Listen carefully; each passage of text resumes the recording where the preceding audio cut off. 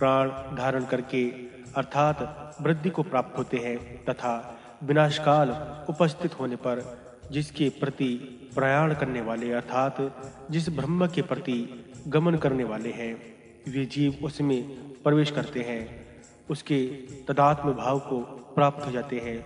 तात्पर्य है कि उत्पत्ति, स्थिति और लय काल में प्राणी जिसकी तदुप्रता का त्याग नहीं करते, ये उस ब्रह्म का लक्षण है।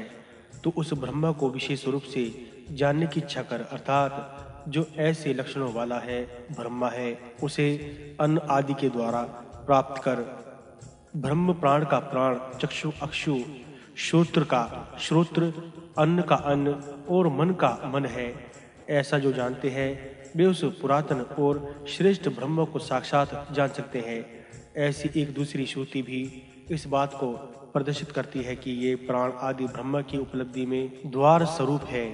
उस भृगु ने अपने पिता से ब्रह्म की उपलब्धि के द्वारा और ब्रह्म का लक्षण सुनकर ब्रह्मा साक्षात्कार के साधन रूप से तप किया।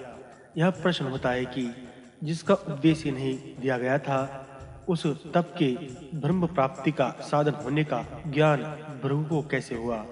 उत्तर, क्योंकि उसके पिता का कथन सावेश जिसमें कुछ कहना शेष रह गया हो, ऐसा था। वरुण ने यतो वा इमानी भूतानि इत्यादि रूप से अन्न आदि ब्रह्म की प्राप्ति का द्वार और लक्षण कहा था। वह सावेश असंपूर्ण था, क्योंकि उससे ब्रह्म का साक्षात निर्देश नहीं होता था। नहीं तो उसे अपने जिज्ञासु पुत्र के प्रति वह ब्रह्म ऐसा है, इस प्रकार उसका स्वरूप से ही निर्देश करना चाहिए था, किंतु इस प्रकार उसने निर्देश किया ही नहीं। तो किस प्रकार किया? उसने उसे सावेश ही उपदेश किया है। इससे जाना जाता है कि उसके पिता को अवश्य ही ब्रह्म ज्ञान के प्रति किसी अन्य साधन की भी अपेक्षा है। सबसे बड़ा साधन होने के कारण भृगु ने तप को ही विशेष रूप से ग्रहण किया है। जिनके साध्य विषय नियत है, उन साधनों में तप ही सबसे अधिक सिद्ध प्राप्त करने वाला साधन है। यह बात लोक में प्रसिद्ध ही है। इसलिए पिता के उपदेश न देने पर भी भृगु ने ब्रह्म विज्ञान के साधन रूप से तप को स्वीकार किया। वह तप ब्रह्म इंद्रिय और अंतकरण का समाहित करना है, क्योंकि ब्रह्म प्राप्ति उसी के द्वारा होने वाली है। मन और इंद्रियों की एकाग्रता ही परम तप है। वह सब धर्मों से उत्कृष्ट है और वही परम धर्म कहा जाता है। इस स्मृति से यही बात सिद्ध होती है। उस भृगु ने तप करके द्वितीय अनुवाक अन्न ब्रह्मा है ऐसा जाना, क्योंकि निश्चय अन्न से ही यह सब प्राणी उत्पन्न होते हैं।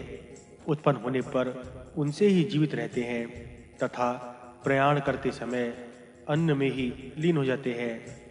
ऐसा जानकर वह फिर अपने पिता वरुण के पास आया और कहा, भगवान, मुझे ब्रह्म का उपदेश कीजिए। वरुण ने उससे कहा, ब्रह्म को तप के द्वारा जानने की इच्छा कर, तप ही ब्रह्म है। तब उसने तप किया और उसने तप करके अन्न ब्रह्म है ऐसा जाना। वही उपयुक्त लक्षण से युक्त है, जो कैसे, क्योंकि निश्चय अन्न से ही है। ये सब प्राणी उत्पन्न होते हैं। उत्पन्न होने पर अन्न से ही जीवित रहते हैं तथा मरणोन्मुख होने पर अन्न ही में लीन हो जाते हैं। अतः तात्पर्य है कि अन्न का ब्रह्म रूप होना ही ठीक है। वे इस प्रकार तप करके तथा अन्न के लक्षण और युक्ति के द्वारा अन्न ब्रह्म है ऐसा जानकर फिर भी संशयग्रस्त हो पिता वरुण के पास आया और बोला, भगवान, मुझे ब्रह्म का उपदेश कीजिए, मुझे ब्रह्म का उपदेश दीजिए। परंतु इसमें उसके संशय का कारण क्या था सो बतलाया जाता है। अन्न की उत्पत्ति देखने से उसे ऐसा संदेह हुआ। यहाँ तप का जो बारंबार उपदेश किया गया है वह उसका प्रधान साधन तत्व प्रदर्शित करने के लिए, अर्थात जब तक ब्रह्म का लक्षण नितिश्य न हो जाए और जब तक तेरी जिज्ञासा शांत न हो तब तक तप ही तेरे लिए साधन है। तात्पर्य है कि तू तप से ही ब्रह्म को जानने की इच्छा कर। शेष अर्थ सरल है। तृतीय अनुवाक प्राण ब्रह्मा ऐसा जाना, क्योंकि निश्चय प्राण से ही ये प्राणी उत्पन्न होते हैं। उत्पन्न होने पर प्राण ही से जीवित रहते हैं और मरणोन्मुख होने पर प्राण ही में लीन हो जाते हैं। ऐसा जानकर यह फिर अपने पिता वरुण के पास आया और बोला, भगवान, मुझे ब्रह्म का उपदेश कीजिए। उसने वरुण से कहा, तू तप से ब्रह्म को जानने की इच्छा कर, तप ही ब्रह्मा है। तब उसने तप किया और उसने तप करके चतुर्थ अनुभाग मन ब्रह्मा ऐसा जाना, क्योंकि निश्चय मन से ही ये जीव उत्पन्न होते हैं। उत्पन्न होने पर मन के द्वारा ही जीवित रहते हैं और अंत में प्रयाण करते हुए मन में ही लीन हो जाते हैं। ऐसा जानकर वह फिर पिता वरुण के पास गया और बोला, भगवान, मुझे ब्रह्म का उपदेश कीजिए। वरुण ने उससे कहा, तू तप से ब्रह्म को जानने की इच्छा कर, तप ही ब्रह्मा है। तब उसने तप किया। उसने तप करके पंचम अनुभाग विज्ञान ब्रह्मा है ऐसा जाना, क्योंकि निश्चय विज्ञान से ही ये सब जीव उत्पन्न होते हैं। उत्पन्न होने पर विज्ञान से ही जीवित रहते हैं, फिर मरणोन्मुख होकर विज्ञान में ही प्रविष्ट हो जाते हैं। अर्थात ऐसा जानकर वह फिर पिता वरुण के समीप आया और बोला, भगवान, मुझे ब्रह्म का उपदेश कीजिए। वरुण ने उससे कहा, तू तप के द्वारा ब्रह्म को जानने की इच्छा कर, तप ही ब्रह्मा है। तब उसने तप किया और तप करके षष्ठ अनुभाग आनंद ही ब्रह्मा है ऐसा ब्रह्म का निश्चय करना तथा इस भार्गवी वारुणी विद्या का महत्व और फल है। आनंद ब्रह्मा है ऐसा जाना, क्योंकि आनंद से ही ये सब प्राणी उत्पन्न होते हैं। उत्पन्न होने पर आनंद के द्वारा ही जीवित रहते हैं और प्रयाण करते समय आनंद में ही समा जाते हैं। वह है भृगु की जानी हुई और वरुण की उपदेश की हुई विद्या परम आकाश में स्थित है। जो ऐसा जानता है वह ब्रह्मा में स्थित होता है। वह अन्नवान और अन्न का भोक्ता होता है। प्रजा, पशु और ब्रह्मविद्ता के कारण महान होते हैं तथा कीर्ति के कारण भी महान होता है।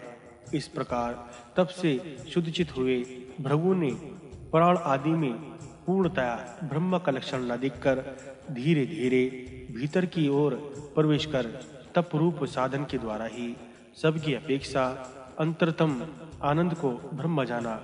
अतः जो ब्रह्म को जानने की इच्छा वाला हो उसे साधन रूप से ब्रह्म इंद्रिय और अंतकरण का समाधान रूप परम तप ही करना चाहिए। यह इस प्रकरण का तात्पर्य है। अब आख्यायिका से निवृत्त होकर श्रुति अपने ही वाक्य से आख्यायिका से निष्पन्न होने वाला अर्थ बतलाती है। अन्न में आत्मा से आरंभ हुई यह भार्गवी भृगु की जानी हुई और वारुणी वरुण की कही हुई विद्या परम आकाश में हृदय आकाश स्थित गुहा के भीतर अद्वैत परम आनंद में प्रतिष्ठित है, अर्थात वही इसका पर्यवसान होता है। इसी प्रकार जो कोई दूसरा पुरुष भी इसी क्रम से तपरूप साधन के द्वारा क्रमशः अनुप्रवेश करके आनंद को ब्रह्म रूप से जानता है, वह इस प्रकार विद्या में स्थित लाभ करने से आनंद अर्थात पर ब्रह्मा में स्थित प्राप्त होता है, यानी ब्रह्मा ही हो जाता है। अब उसका दृष्ट इस लोक में प्राप्त होने वाला फल बतलाया जाता है। अन्नवान, जिसके पास बहुत सा अन्न हो उसे अन्नवान कहते हैं।